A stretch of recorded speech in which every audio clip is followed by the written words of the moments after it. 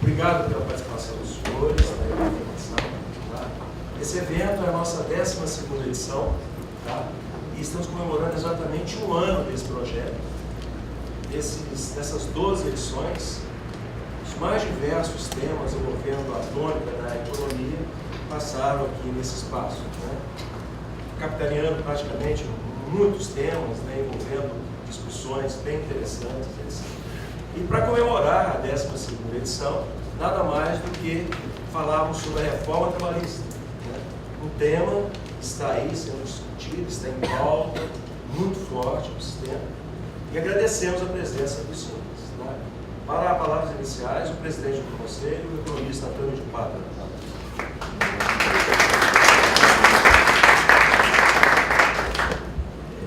Quero saudá-los a todos, a todas também, agradecer a presença dos profissionais de economia, dos alunos de economia, dos profissionais de outras categorias que estão aqui presentes, professores que estão vendo alguns também.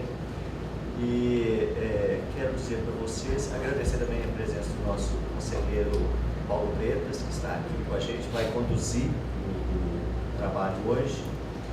E antes de saudar o nosso palestrante, eu queria dizer que, da nossa felicidade, acabamos de completar 50 anos. Né? Em junho a gente teve o nosso cinquentenário.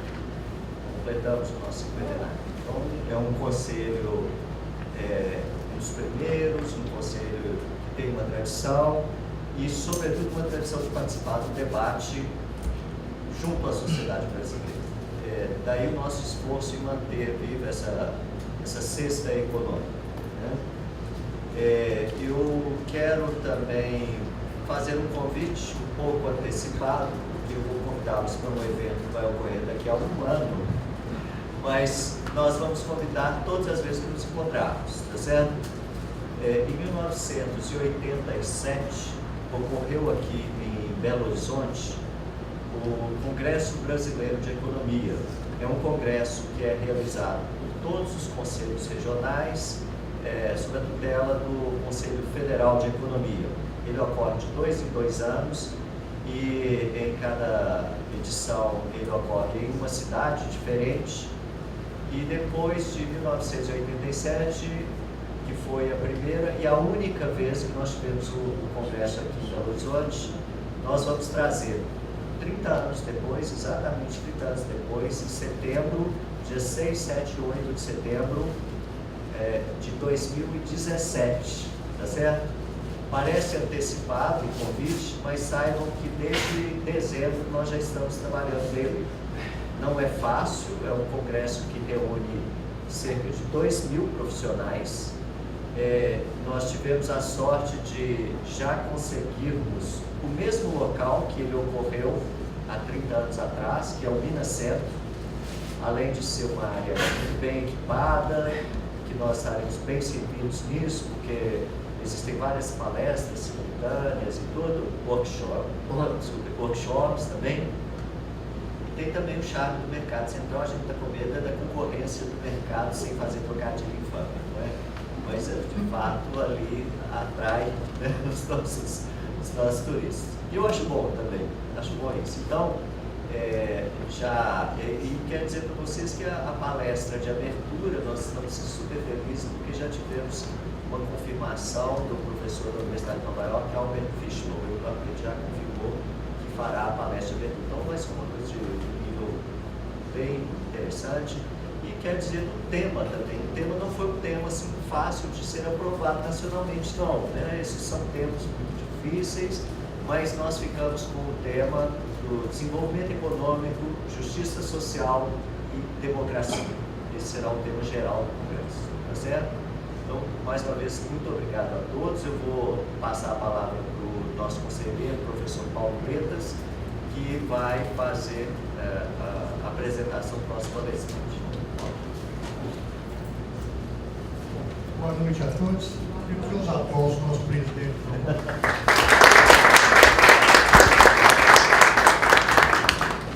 Rapidamente, vou ler aqui o mini currículo do nosso palestrante, o Marcelo Gonçalves Campos. Ele é mineiro de Moeda, né? Ele é auditor fiscal do trabalho, do Ministério do Trabalho, tem formação em História e Direito pela Universidade Federal de Minas Gerais, especialista em Políticas Públicas Laborais pelo Instituto de Estudos Laborais da OIT, Organização Internacional do Trabalho. Entre os anos 2003 e 2010, o Marcelo assessorou o gabinete da Secretaria de Inspeção do Trabalho, tendo coordenado nesse período o Grupo Especial de Fiscalização Móvel. E o Marcelo, eu tenho muito orgulho, eu não conheci o Marcelo, mas ao ler o currículo do Marcelo, a gente fica sempre orgulhoso de um mineiro que, durante a sua carreira, dedicou, dentro do Ministério do Trabalho, ao combate do trabalho escravo. Eu acho isso, assim, uma coisa espetacular, Marcelo, e muito me orgulha estar aqui ao seu lado hoje, né? Em 2011 ele assumiu essa equipe mineira de combate à escravidão e transformou Minas Gerais num dos polos de combate ao trabalho escravo. Portanto, eu chamo à mesa para a sua palestra, Marcelo Gonçalves Campos, com os aplausos de vocês.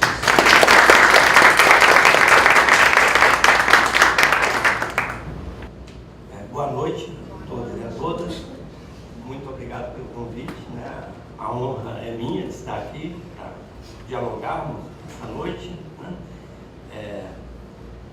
Faço menção e agradeço a presença de dois colegas do nosso projeto de combate ao trabalho escravo lá no Ministério do Trabalho, que estão aqui, Rogério e Luiz Fernando, né? Vou fazer uma fala, mas gostaria que ficássemos todos muito à vontade. Quem quiser interromper, quando achar que deu, pode fazê-lo, né? Claro, tem 2 páginas aqui, não é muito, então não vai ser muito cansativo, para ordenar minimamente as minhas ideias, porque com o tempo passando o cérebro já não funciona muito bem, então é melhor já ter aqui definido o que se deseja falar, né? Acho que é muita ousadia no aniversário de 1 ano dessa sequência de palestras, trazer para falar para profissionais da economia, também estudantes da economia, alguém que não estudou economia. Mas a riqueza do debate e do conhecimento está exatamente no diálogo das ciências, né? Quem se mantém apenas com a visão de uma ciência específica e com conhecimento limitado, na realidade se transforma em fundamentalista, e não é algo que tenho certeza nenhum de nós deseja ser, né? Então, eu tenho a minha formação em História e Direito, mas eu acredito que o que eu trago mesmo ao debate, à reflexão de todos nós, é o produto da minha vivência como profissional, né? Eu sou fiscal do trabalho e há pouco mais de 20 anos trabalho exatamente no cotidiano do mundo do trabalho, né? No cotidiano, nas fábricas, nas fazendas, enfim, nos locais de trabalho. E, é claro, dialogando isso com o conhecimento, com a ciência e com o próprio direito, né? Então, eu pretendo fazer esse diálogo entre essa experiência particular, pessoal, e o direito, e a história, e a economia, né? Todos nós sabemos que o sistema capitalista está aí por um longo tempo, né, por alguns séculos já, e ele engendra socialmente uma série de conformações e de modos de organização da sociedade, né? E uma ferramenta utilizada pelo capitalismo para ordenar o sistema, né, para pôr ordem no sistema, é o direito, né?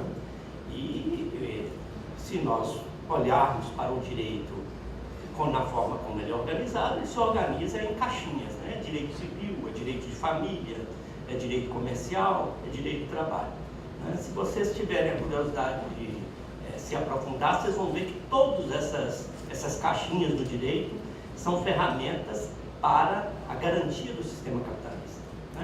Talvez até o mais impossível deles, por exemplo, direito de família, trata da organização da família, da proteção da família. Nada mais importante para o sistema do que proteger a organização da família, né? Porque ela também é a espinha dorsal do sistema capitalista.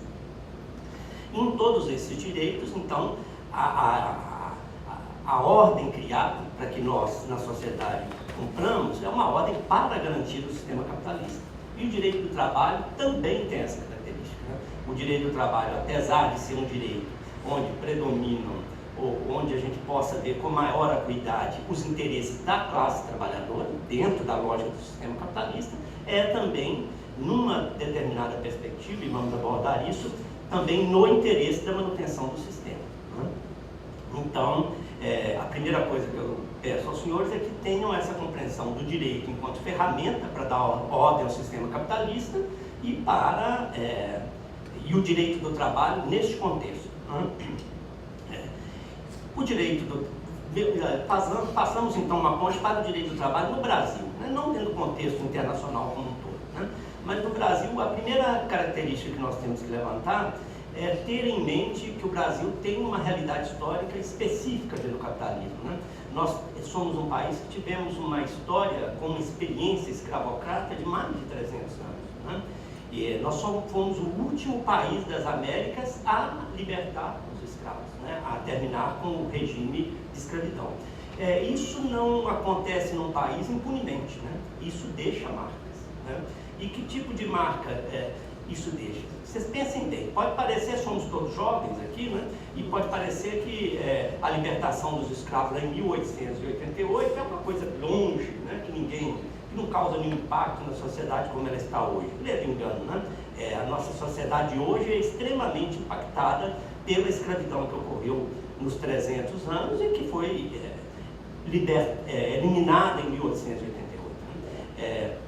Ao se libertar a escravidão em 1888, as condições criadas pela elite brasileira foram condições para continuar explorando a mão de obra. Não mais no estatuto jurídico de escravos, e sim de trabalho livre, mas que a realidade demonstrou ao longo do final do século XIX e início do século XX que as condições de trabalho eram aquelas praticamente as mesmas dos escravos anteriormente propriedade, né?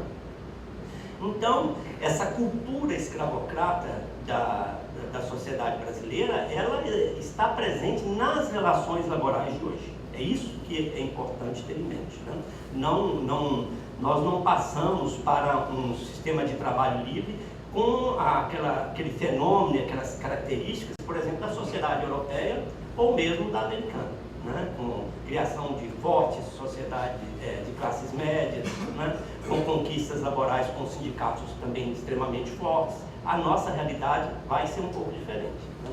E ao termos uma realidade diferente, talvez isso nos permita ter muito cuidado com comparações, né? Porque hoje, quando se fala em reforma trabalhista, os teóricos, e muitos deles economistas, utilizam como pontos para comparação e para justificar a necessidade de uma reforma trabalhista, realidades que têm pouco a ver com o nosso tipo de realidade e com o nosso desenvolvimento histórico, né? Então, considerando esse aspecto da influência escravocrata na formação da nossa cultura patronal trabalhista contemporânea, é importante observar que, primeiro, já vamos superar a escravidão tardiamente em 1888. E a partir de 1888, e nesse período, a nossa sociedade é uma sociedade plenamente concentrada na área rural, né? As concentrações urbanas eram muito pequenas, e é claro que a partir da libertação dos escravos e de uma necessidade, de um projeto da elite então imperial de modernização e depois com a proclamação da República, havia uma consideração de que a mão de obra, vamos dizer assim, descendente dos escravos, e muitos deles escravos que estavam libertos, não estavam muito adequados ao processo de desenvolvimento do capitalismo que se desejava para o Brasil. E se iniciou, então, um processo de incentivo à imigração, né? Basicamente, e que teve muito impacto para o aspecto da legislação trabalhista, a imigração italiana, né? e que nós vamos ter aí dois tipos de imigrantes com dois tipos de projetos muito distintos. Isso vai ser muito importante na formação inicial da legislação trabalhista, que foram aqueles trabalhadores organizados sobre o ideário do comunismo, né, do Partido Comunista, e aqueles trabalhadores sobre a influência do anarquismo. Né?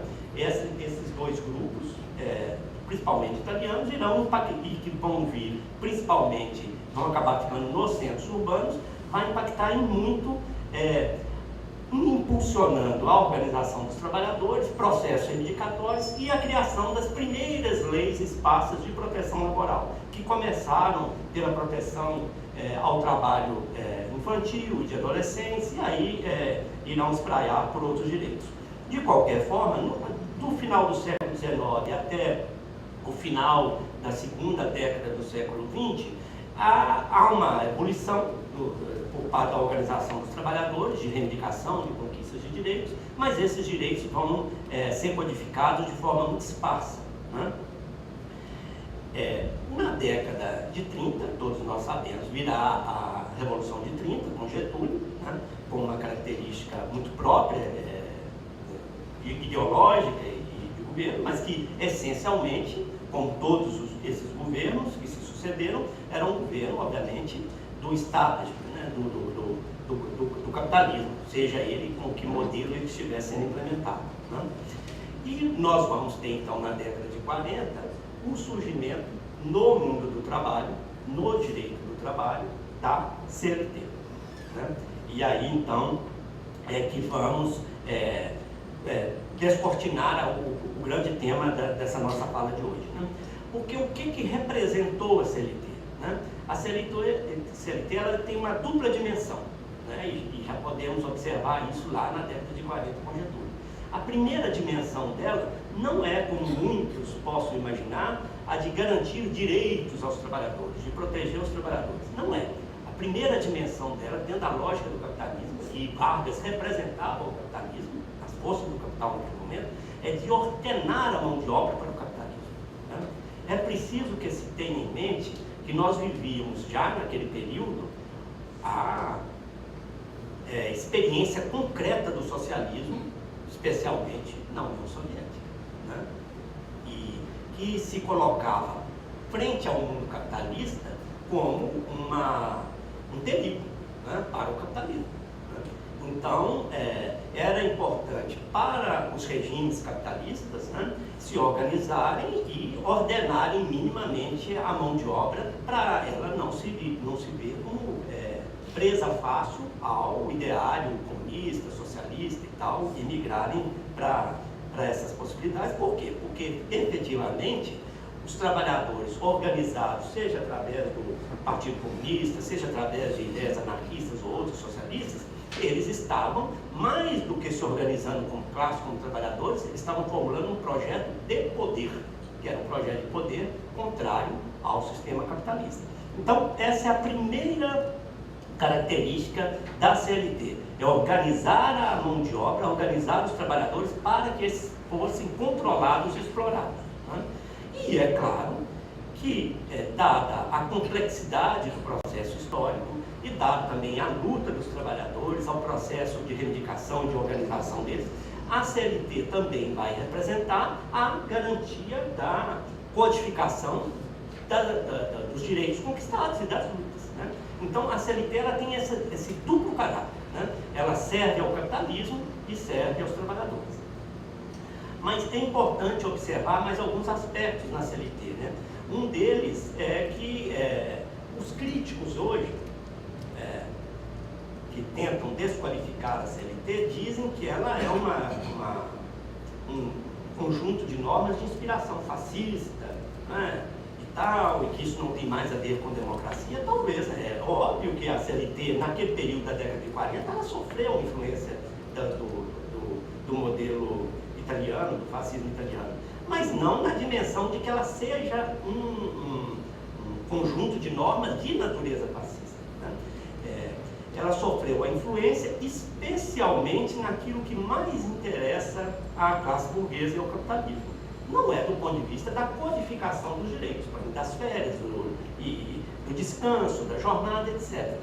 Sabe qual é o caráter fascista na CLT que interessou a burguesia, ao capital colocar lá, e que interessa ela ainda manter hoje intocável? É o controle sobre as organizações sindicais.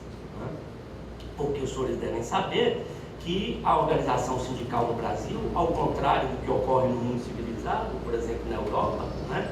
e falo na Europa porque a CLT é no modelo europeu, legislado e codificado, né? Especialmente o italiano, né? A organização, tipo de direito do trabalho que se formou na Europa por influência de todos esses processos, é um modelo da liberdade de organização sindical. Né? A coisa mais importante do ponto de vista da organização dos trabalhadores é a liberdade de organização sindical.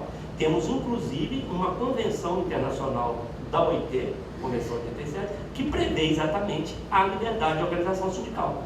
Convenção essa não ratificada pelo Brasil. E ela não é ratificada por quê? Porque ela colide com o modelo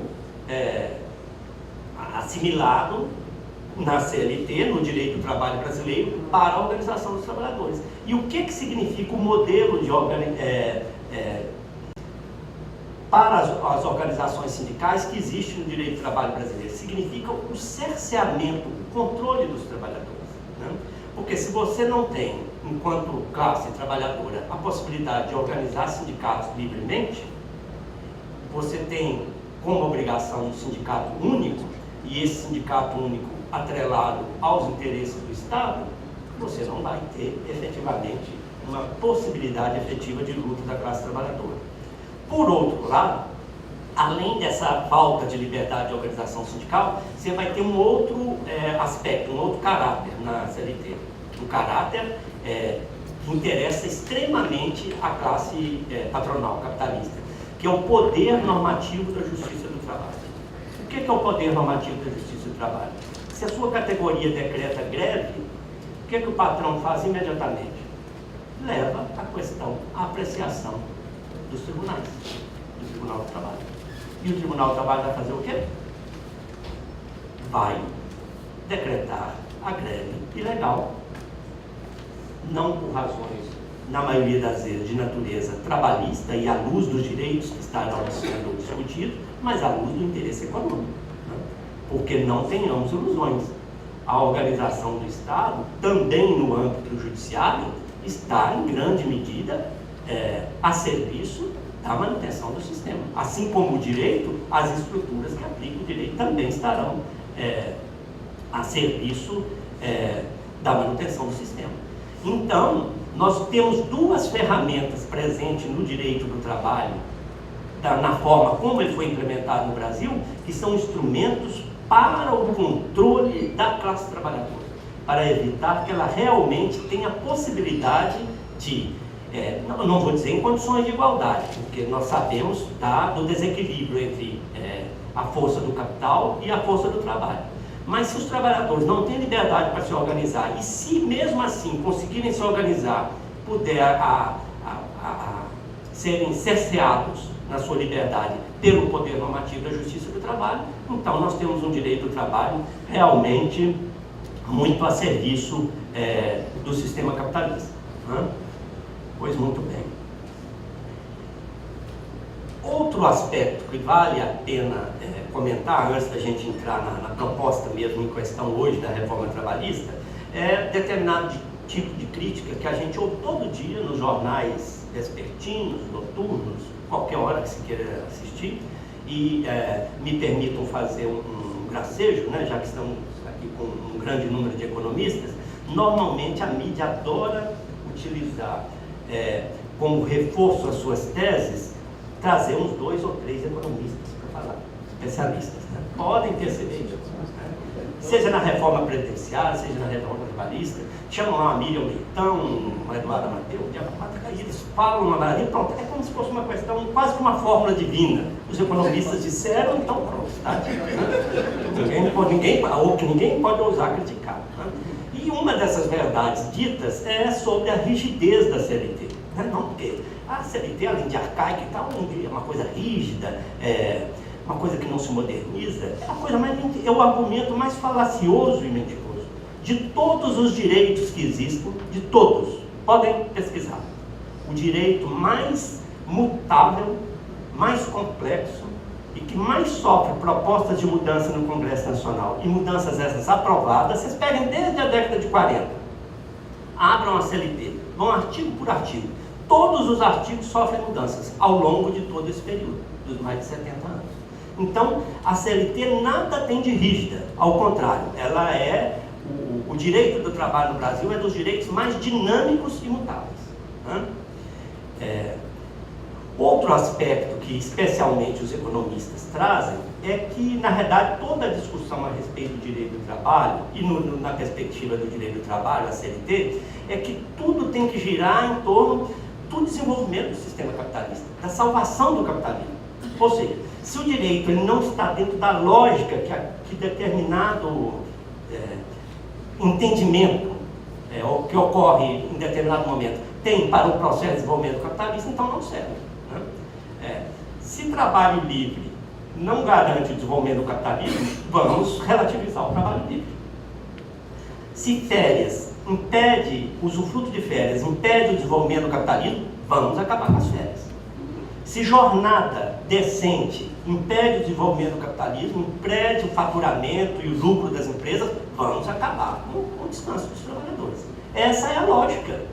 É a lógica do capital, é a lógica dos interesses econômicos do capital, e o capital, ele se assenhora e se instrumentaliza dos especialistas do conhecimento, né? E aí a mídia está aí, né? Os especialistas estão aí para fazer o serviço, e no dia a dia eles passam a tentar conquistar as nossas cabeças, né?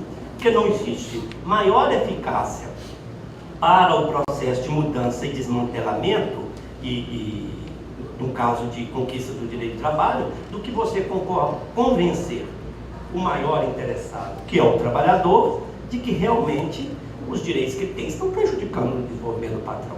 Se você convence o trabalhador disso, você chega ao paraíso do processo de exploração do capitalismo, né? E, ao que me parece, eu posso estar enganado, mas podemos dialogar sobre isso, nós estamos bem próximos disso, né? Nós estamos vivendo um momento especial na sociedade brasileira, onde, em relação a muitos aspectos, as pessoas estão se convencendo de que o melhor é elas entregarem os seus direitos, a sua capacidade de ser feliz em prol de um hipotético desenvolvimento do capitalismo, da economia, da lógica da economia. Né? Pois muito bem.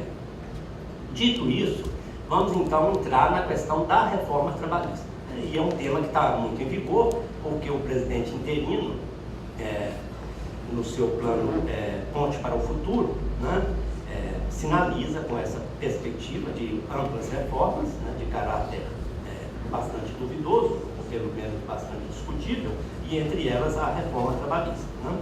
A reforma trabalhista não é algo deste momento, né, não é algo do governo dentro, é algo do setor patronal brasileiro. E é algo que veio dentro, uma discussão posta aqui no Brasil desde a década de 80, né? E que tem a ver com um movimento internacional, né? Na Europa principalmente identificado no thatcherismo, nos Estados Unidos com Ronald Reagan, né? E que essas duas, vamos dizer assim, expressões máximas do momento vivido pelo capitalismo, pelo processo de globalização, né? Tem muito a ver com, é claro, sempre com o momento histórico que o capitalismo vivia. Né? Todo mundo sabe que em 1988, né? 89, né? Engraçado que 100 anos depois da libertação dos escravos aqui no Brasil, né? Ruía lá o Muro de Berlim, não é verdade? E ruía o modelo socialista. Né? Ora, falei muito rapidamente nisso, que o direito do trabalho aqui no sistema capitalista, ele tem muito a ver com a necessidade de preservar e de não permitir que os trabalhadores aderissem às ideias do socialismo, né? Colocado lá principalmente pela União Soviética, depois por Cuba, China, etc. E tal, né? Bem, com a queda do modelo socialista, deixou de haver essa preocupação. Né? Os trabalhadores eles ficaram órfãos de um modelo que se contrapusesse ao capitalismo. Né? Isso é inegável, isso vai ter consequências. Né? Porque se há a legislação laboral que se desenvolveu, se fortaleceu em torno do século XX, inclusive, vamos dizer assim, subalternamente a diretriz e a organização da OIT, que se constitui numa instituição também de ordenamento da mão de obra no sistema capitalista, isso deixou de ter tanta importância quando havia um modelo político com uma proposta diferente do capitalismo. Então a burguesia passou a ter muito menos necessidade agora dessa legislação, pelo menos da forma como ela está colocada. Então, aqui no Brasil, à luz desses acontecimentos internacionais todos, nós já vamos começar a ver as propostas de tentativa de mudança da legislação laboral. Né? Desde do próprio Collor, depois Fernando Henrique Cardoso. No governo Fernando Henrique Cardoso, nós tivemos a tentativa de aprovar o negociado sobre o legislado, né? E essas propostas acabaram sendo sempre derrotadas. Né? Logo que Lula assumiu a presidência, ele engavetou o projeto negociado sobre o legislado, né? E essa questão foi um pouco superada, mas ela jamais deixou de existir, ela sempre esteve presente. Né?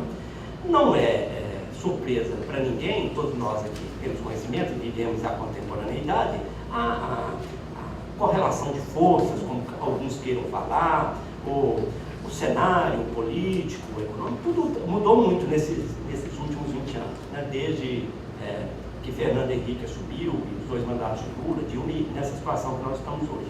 De fato, não podemos negar que há hoje, do ponto de vista do discurso do capital, da representação parlamentar do capital no Congresso Nacional, né, da atuação das entidades e classes do capital, posso citar aqui em Minas a FIENG, né, mas em São Paulo muito mais proativamente a Fiesp, o pessoal lá do Rio de Janeiro, eles estão muito ativos do ponto de vista da defesa dos interesses do sistema capitalista e com, vamos dizer assim, a defesa da proposta de reformas que são muito importantes para eles, né? Que são, entre outros, a reforma previdenciária, mas muito mais especialmente a reforma capitalista, a reforma trabalhista. Né? E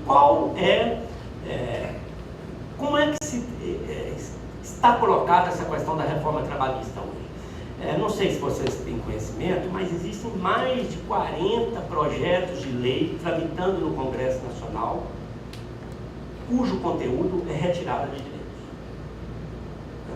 São projetos em todos os aspectos dos direitos laborais. Né? Todos eles propondo retiradas de direitos. Né?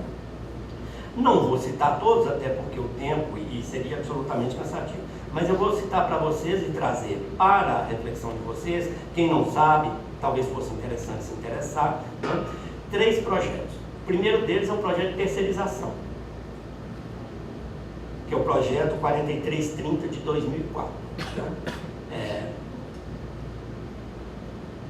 O direito do trabalho no Brasil impede a terceirização desmedida. Né? Ela é permitida apenas para atividades não finalísticas do empreendimento econômico. Né? Para alguns isso pode parecer uma coisa surrealista, uma dor de cabeça, uma dificuldade de compreensão, mas não tem nada de difícil para compreender isso. O entendimento hoje existente, é uma norma do TST, é que um determinado empreendimento econômico para funcionar, ele precisa ter empregados, trabalhadores. Né?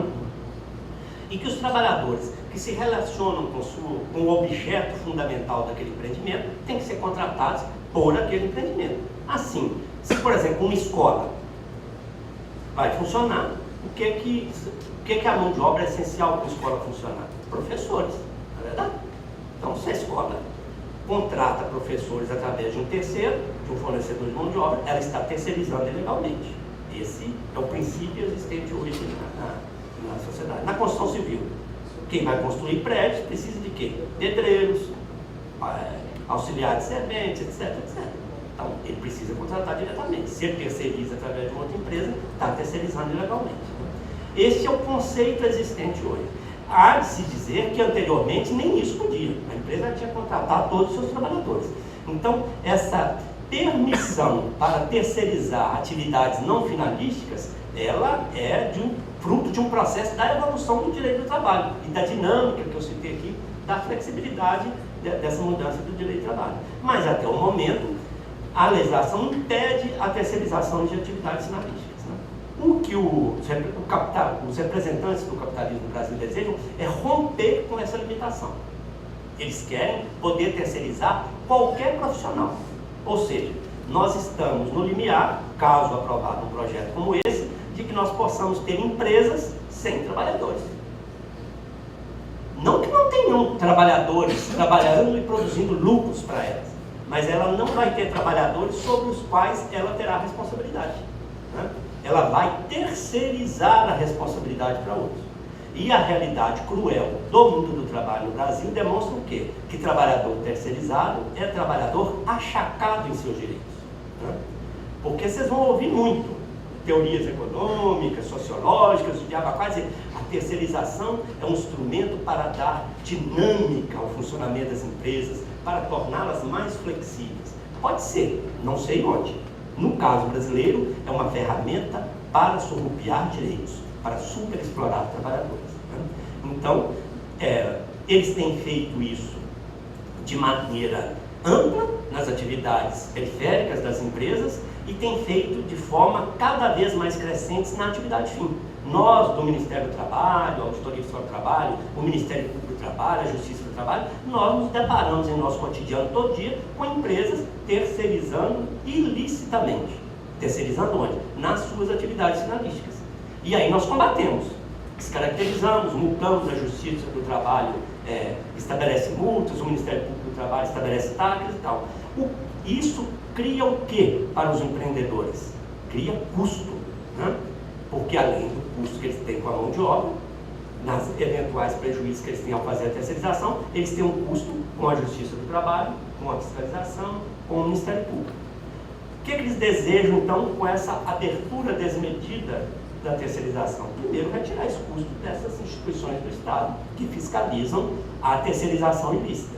E depois, ao permitir a terceirização de todas as atividades, inclusive as finalísticas, isso vai propiciar uma redução brutal dos custos trabalhistas, né? Porque quem vai estar pagando e assalariando os trabalhadores são as terceiras. E as terceiras, como elas atuam hoje, são todas picaretas, são chamados gatos, travestidos de pessoa jurídica.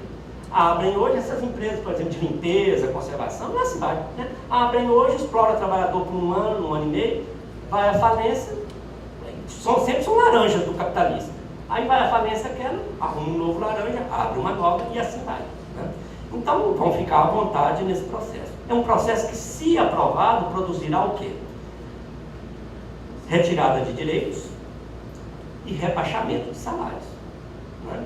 E ao retirar direitos e rebaixar salários, é claro, afeta o próprio mercado consumidor, né? E tem efeitos também no tipo de desenvolvimento econômico que nós desejamos, né? Porque desenvolvimento econômico tem de muitos matizes, não é verdade? Tem desenvolvimento econômico para concentrar renda, tem desenvolvimento econômico que distribui renda, né? A economia não é, vamos dizer assim, imparcial, ela tem lado, né? Ela tem lado de quem a domina, quem a controla, quem estabelece os projetos.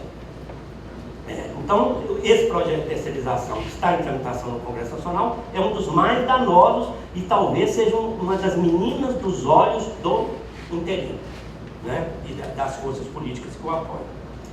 Um outro projeto, aí muito emblemático e tem a ver com o trabalho que eu desenvolvo, que os colegas desenvolvemos, é o projeto que visa modificar o conceito de trabalho escravo no Brasil, né? O conceito contemporâneo e moderno de trabalho escravo que existe no Brasil está lá no artigo 149 do Código Penal e prevê 4 circunstâncias que podem ocorrer na realidade e que, independente uma das outras, basta uma dessas circunstâncias, caracterizaria trabalho análogo de escravo. Um é o trabalho forçado, que é quando alguém, pelas forças das armas, ocupação física, psicológica, é obrigado a trabalhar. O outro é a servidão por dívida, que quando alguém é obrigado a trabalhar para pagar uma dívida. Outro é o trabalho degradante, que é quando você surrupia, rouba do trabalhador todos os direitos dele, especialmente aqueles direitos relacionados à saúde e à segurança no trabalho. Então, o indivíduo trabalha sem direitos, sem proteção. Isso se chama trabalho degradante. É uma forma de trabalho na escravo. E a última é a jornada exaustiva, que é quando você é obrigado a trabalhar, né, te colocam para trabalhar, em jornadas muito acima da normal. Né? Me faz lembrar essa última hipótese o presidente da CNI, que há poucos dias propôs uma jornada suave de 18 horas. Né? Deve ser para ele, né? Não coloca ele trabalhar 18 horas uma semana para ver se ele resiste. Né? Eu acredito que não, mas a ideia dele é essa, jornada de 18 horas. Então, por exemplo, nós temos encontrado, especialmente foi feita a menção aqui em Minas Gerais, o nosso grupo faz um enfrentamento de trabalho escravo nessa hipótese de jornada exaustiva. Essa semana nós estamos caracterizando na Coca-Cola, aqui em Belo Horizonte, na região metropolitana, a existência de mais de 170 escravos em jornada exaustiva. São trabalhadores que são obrigados a trabalhar 14, 15, 16 horas por dia, nunca tem um intervalo de 11 horas para dormir. Né? Tem gente que dorme 6, 5 horas por noite. Né? Isso todo dia, constantemente. E sabe o que eles são? Motoristas de entrega nesses caminhões. Então, quando vocês verem um caminhão da Coca-Cola, sai correndo. Sai correndo porque o motorista pode, por uma necessidade, dormir apagado no caminhão. Né? Então, o Romero Jucá apresentou um projeto, o senador Romero Jucá, né? Apresentou um projeto no Congresso Nacional relativizando o conceito do artigo 149. Ele quer manter apenas as duas primeiras hipóteses, trabalho forçado e servidão por dívida, e retirar o trabalho degradante e a jornada exaustiva. Né? Ele quer retirar exatamente aquilo que há de mais vil e mais comum no mercado de trabalho brasileiro, que é a degradância no trabalho e a jornada exaustiva. Se fizer isso, nós vamos ter aquilo que se chama lei para o inglês ver, né? Que é muito comum. Né? É uma expressão cunhada lá ainda no Império, né? Quando a Inglaterra pressionava para a libertação dos escravos e o parlamento imperial aprovava leis para fazer de conta que estava libertando os escravos. Só para citar duas para vocês. A lei do ventre livre. Não nascia escravo. As condições de trabalho eram tão terríveis que não nascia. Não tinha condição de nascer escravo. Podia nascer um ou outro, mas não era da lógica do sistema nascer escravo. A outra lei do sexagenário. Eu queria ver qual escravo que ia chegar nessa idade para ser libertado. Então era tudo lei para envelhecer. Né? Assim é a questão do trabalho escravo desse projeto do Romero Jucá. Mas vamos então ao pior dos projetos.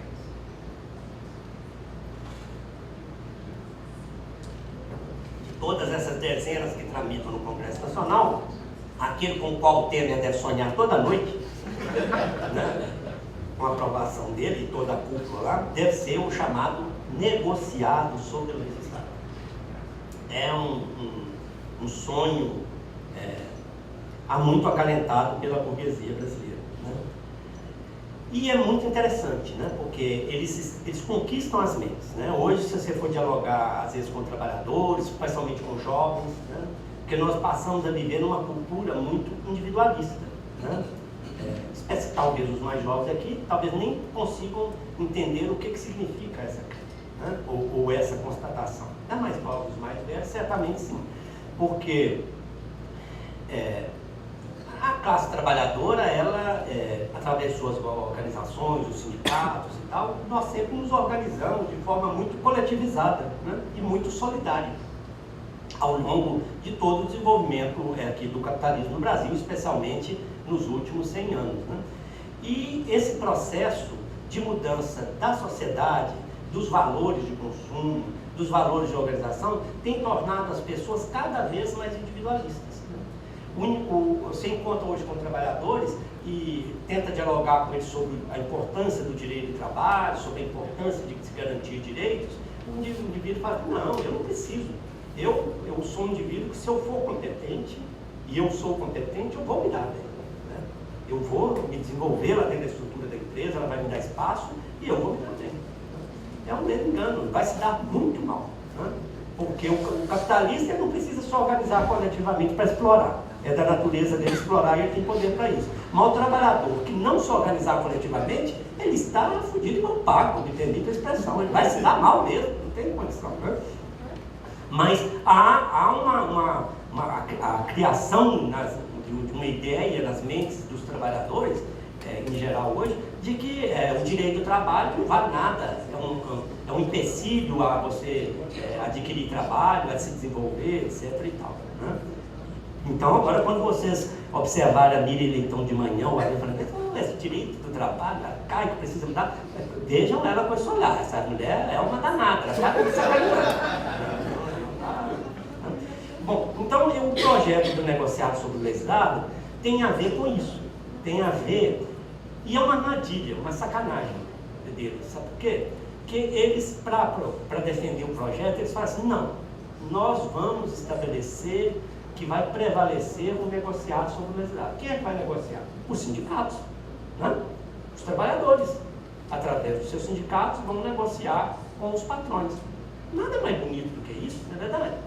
Ou estão valorizando as nossas instituições, os trabalhadores, vamos ter mais poder. Não vamos ter poder coisíssima nenhuma. Por que não vamos ter poder? Porque eu já demonstrei aqui lá no início que as instituições da organização sindical não têm poder, porque a Organização do Direito do Trabalho no Brasil foi feita para tirar poder dos trabalhadores, né? Não tem liberdade de organização sindical e tem a tutela da Justiça do Trabalho. Então, quando o Robson lá da CNI vier falar sobre negociado para legislado, a Miriam Leitão também, eu falei, não, então tá, então vamos ratificar a Convenção 87 da 80 que prevê liberdade de organização sindical. Então vamos acabar com o poder tutelar da Justiça do Trabalho. Será que eles vão querer? Não vão. Não, é ideológico. Porque quando eles querem vamos dizer assim, destruir um discurso crítico a eles, o que é que eles falam? O discurso é ideológico. Qualquer discurso crítico a eles é ideológico. E o deles não, o deles é uma verdade, é um mantra. Né? Um mantra, é uma coisa divina, né? Que tem que ser aceita por todos.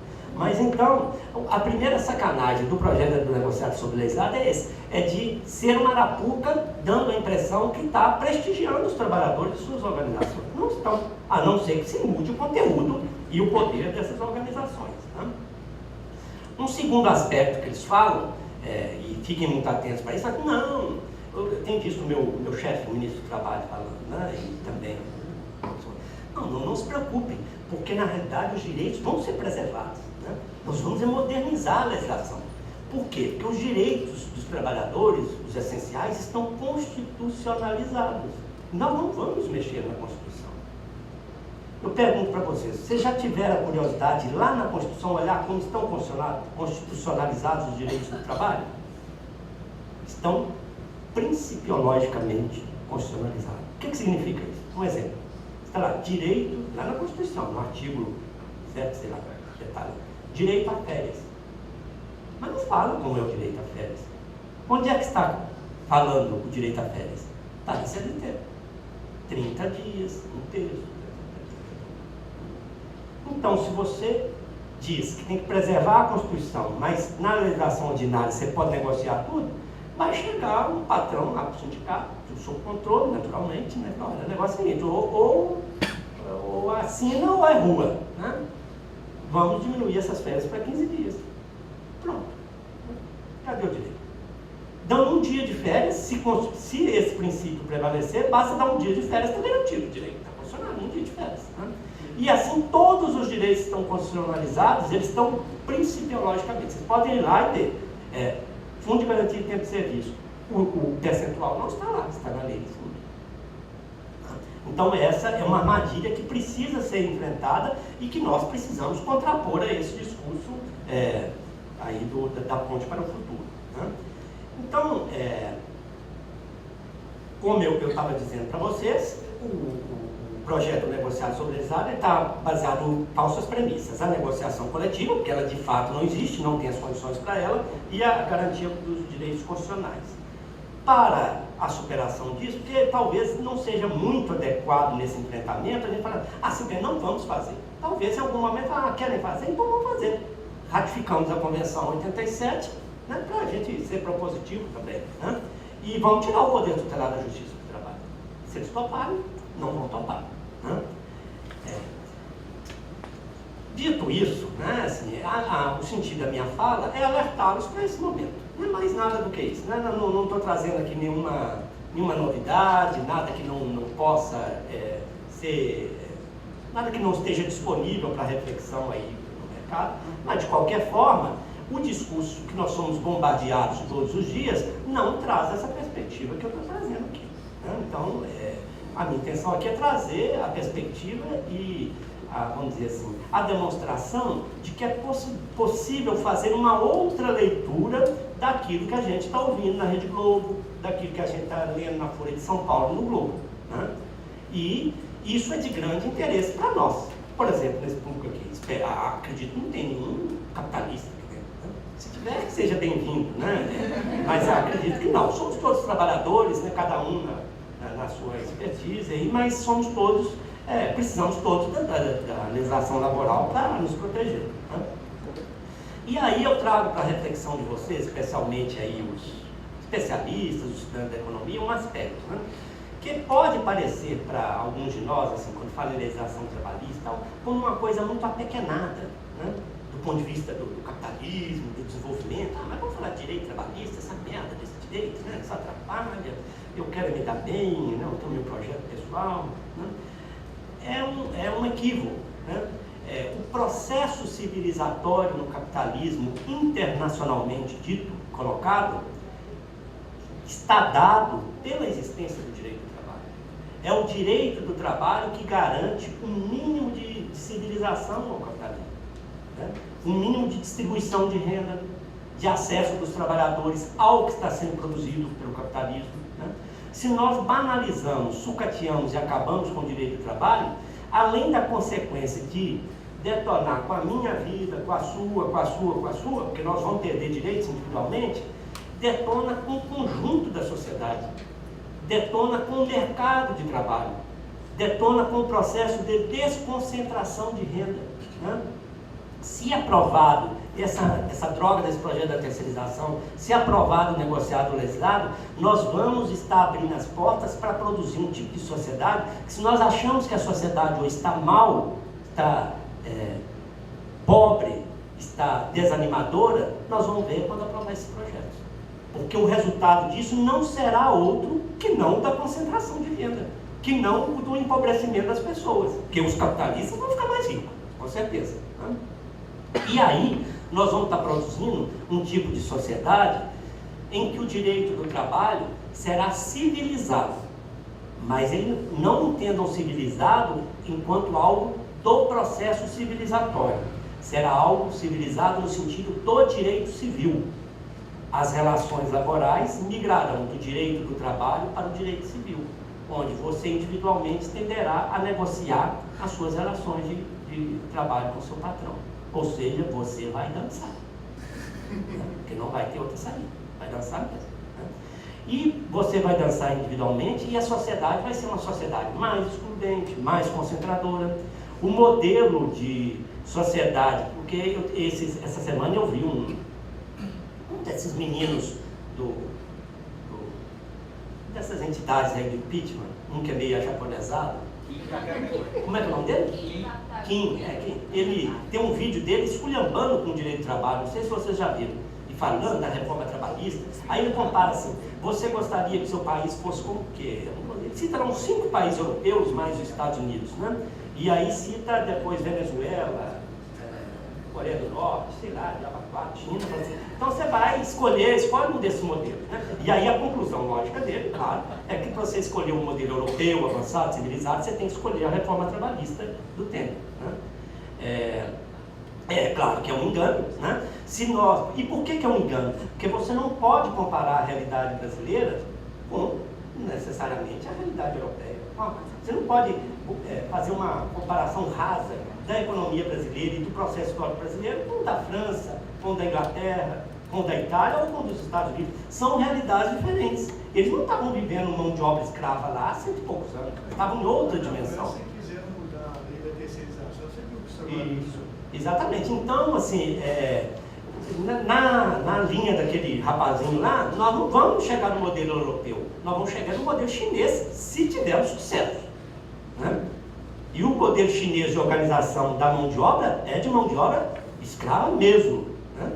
Então, eu concluo aqui, e a gente abre para conversar, né, se vocês quiserem, com essa conclusão, né? Assim, E esse tema que eu estou trazendo para a gente conversar aqui pode parecer um tema relativamente acadêmico, às vezes um pouco distante da nossa realidade, mas não é. Não é. Está em jogo o futuro da moçada. Né? Porque nós os mais velhos já estão aí, a nossa aposentadoria vai diminuir, certamente, né? Mas vai diminuir. Então nós vamos ficar uns picos e tal, uma situação vai ser menos dramática, porque vocês nem aposentavam. Porque eu me lembro de uma época que eu sou da roça, não era, né? Que não tinha direito laboral para o trabalhador rural, não tinha nada, não tinha SUS, né? Depois de algum tempo os militares criaram o tal do INPS, do INPS, né? Mas não tinha nada. Sabe como é que se dava socorro aos pobres lá? Era a Sociedade São Vicente de Paulo. Você sabe o que é isso, Sociedade São Vicente de Paulo? É uma organização religiosa que existia e a gente era... Eu mesmo era confrade de uma dessas associações, né? E a gente fazia caridade. Isso. O indivíduo adoecia, a gente fazia lá um grupo, ia lá, dava um banho no indivíduo e tal, mas eu morria na indigência, porque ninguém ia ficar lá indo todo dia, né? Mas tinha Então, mas nós vamos voltar a esse período, se bobear. Então, assim, o que eu trago para a reflexão é que nós precisamos acordar, né? Se a querida foi embora na semana que vem, que vá, mas a gente precisa acordar. O tema vai logo com a parte 2, depois vem a parte 2 é a trabalhista, a parte 3 é a previdenciária, e se a gente bobear, a gente está fudido. Então, o que eu trago é essa reflexão, né? E estou à disposição. Obrigado.